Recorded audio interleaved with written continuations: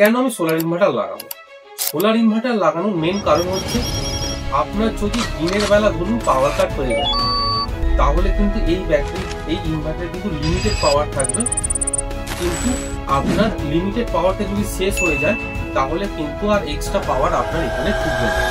প্রথমে ইনভার্টার নিতে গেলে আপনাকে জানতে হবে আপনার বাড়ির কি কি লোড আছে, আপনার বাড়িতে কোন ইনভার্টার বেস্ট হবে, কোন ইনভার্টার আপনার বাড়ির জন্য লাগবে, কোন ইনভার্টারের কি টেকনোলজি আছে, কোন ইনভার্টার আপনার বাজেটের মধ্যে হবে। নর্মাল ইনভার্টার আর পিডব্লিউএম টেকনোলজি সোলার ইনভার্টারের প্রাইস কিন্তু সেম হয়।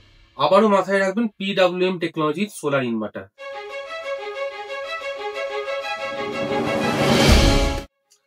নমস্কার, আমি রিতেশ ঘোষ, এসআর এন্টারপ্রাইজের ইউটিউব চ্যানেলে আপনাদের সবাইকে স্বাগত জানাই। তো বন্ধুরা, আজকের টপিক হচ্ছে ইনভার্টার। ইনভার্টার নর্মালি যে বাড়িতে ইনভার্টার গুলো লাগে সেই ইনভার্টার নিয়ে আজকে ডিসকাশন হবে।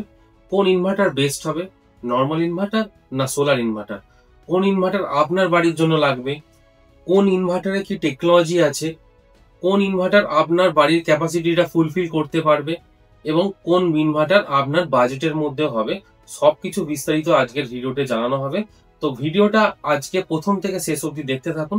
ভিডিওটি দেখলে আপনারা অনেক কিছু ইনভার্টার সম্বন্ধে জানতে পারবেন, শিখতে পারবেন এবং অনেক কিছু বুঝতে পারবেন।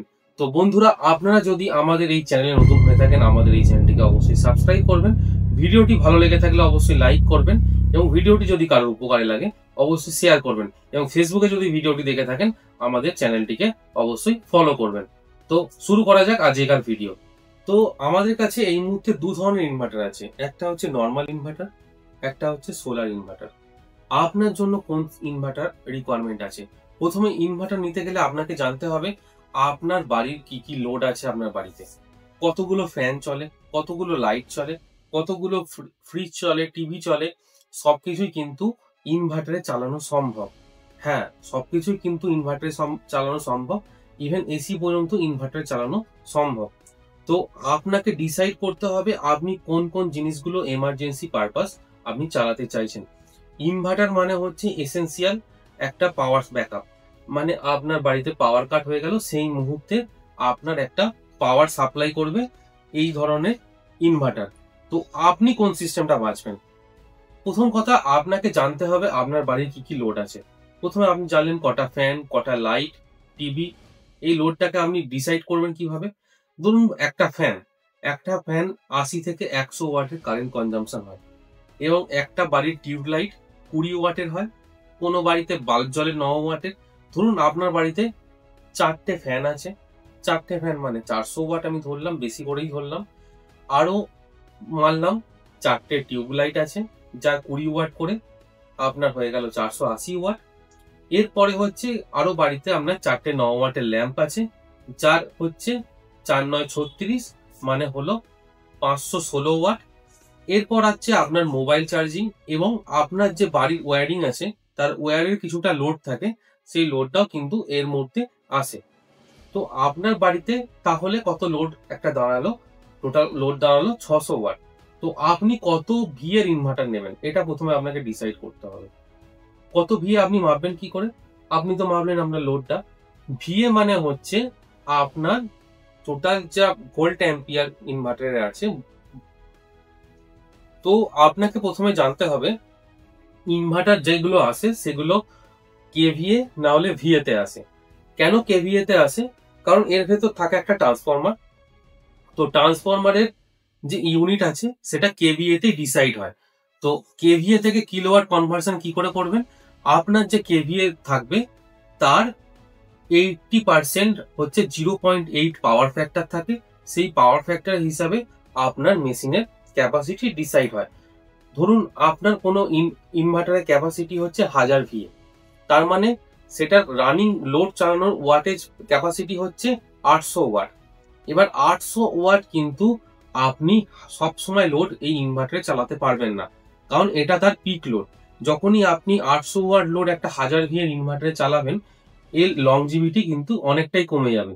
অবশ্যই আপনার যা লোড আছে, রিকোয়ারমেন্ট আছে, তার থেকে কিন্তু লোডটাকে মানে ইনভার্টারের লোডটাকে অবশ্যই বেশি রাখতে হবে। তাহলে একটা 1000 ভিএর ইনভার্টারে আপনার 800 ওয়াট হচ্ছে পিক লোড চালানোর ক্ষমতা। আপনার রানিং লোড কিন্তু ওরও আরো -20% আপনাকে ধরতে হবে।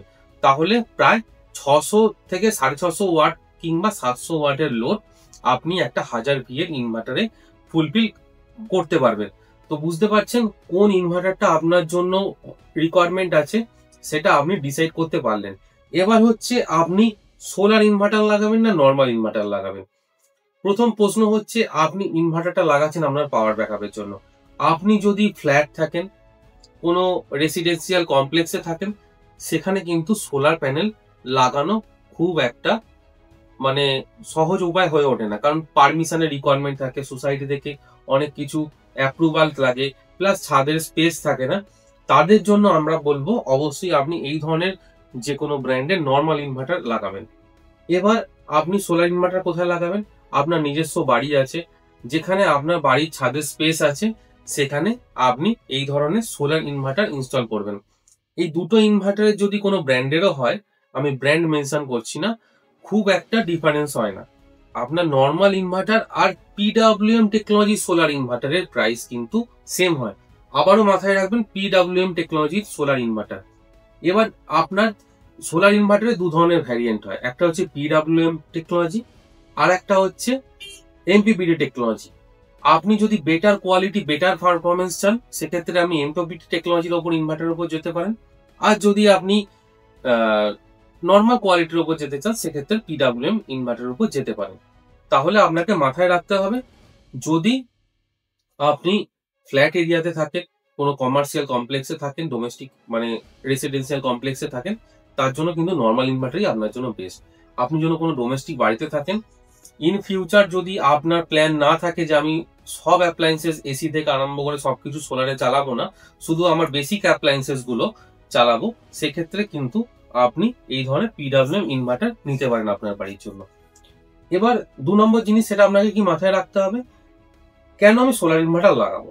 সোলার ইনভার্টার লাগানোর মেন কারণ হচ্ছে, আপনার যদি দিনের বেলা ধরুন পাওয়ার কাট হয়ে যায়, তাহলে কিন্তু এই ইনভার্টারে কিন্তু লিমিটেড পাওয়ার থাকবে, কিন্তু আপনার লিমিটেড পাওয়ারটা যদি শেষ হয়ে যায়, তাহলে কিন্তু আর এক্সট্রা পাওয়ার আপনার এখানে ঢুকবে না। কিন্তু সোলার ইনভার্টার থাকলে, যেহেতু আপনার সোলার প্যানেল অ্যাভেলেবেল আছে, সেক্ষেত্রে আপনার বাড়িতে যদি কোনো কারণে দিনের বেলাও পাওয়ার কাট হয়ে যায়, সেক্ষেত্রে কিন্তু দিনের বেলা টোটাল আপনার সাপ্লাইটা দেবে সোলার প্যানেল, সাথে আপনার ব্যাটারিটাও চার্জ হবে।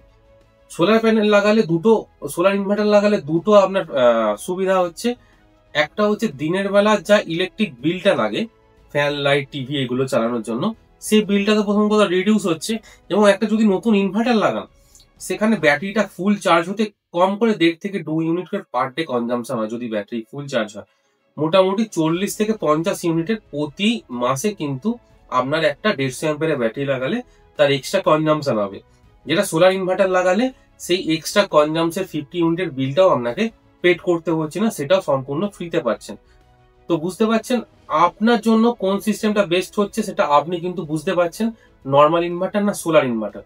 আপনার যদি প্রভিশন থাকে, আপনার যদি সুবিধা মনে হয় যে আমি ইনভার্টার ব্যাটারিগুলো ইন ফিউচার সোলারে লাগাতে চাই, ধরুন আজকে এই ইনভার্টারটি আপনি সোলার প্যানেল লাগালেন না, কিন্তু আপনি এই ইনভার্টারটিকে as a normal inverter backup purpose use করতে পারবেন। আপনার বাজেটের ইস্যু থাকতেই পারে। ধরুন কালকে আপনার বাজেট রেডি হলো, আপনি জাস্ট এখানে সোলার প্যানেলটা ইন করবেন, আপনার সোলার প্যানেলে সিস্টেমটা রান করতে শুরু করে দেবে। তো আপনি ইনভার্টার সিলেকশন করার আগে এই জিনিসগুলোকে অবশ্যই ডিসাইড করে নেবেন। এবং এই ধরনের সোলার সিস্টেম সম্বন্ধিত ভিডিও, ইনভার্টার সম্বন্ধিত ভিডিও আমাদের চ্যানেলে পেতে হলে আমাদের চ্যানেলটিকে অবশ্যই সাবস্ক্রাইব করবেন। আরো কিছু যদি ইনফরমেশন মিসিং হয়ে থাকে, আপনি আমাদের কমেন্টে জানাবেন, আমরা নেক্সট ভিডিওতে সেটা নিয়ে আপনাদের সাথে ডিসাইড করব। তো আজকের ভিডিওটা এতটুকুই ছিল। ভালো থাকবেন, সুস্থ থাকবেন, দেখা হবে পরবর্তী ভিডিওতে। নমস্কার।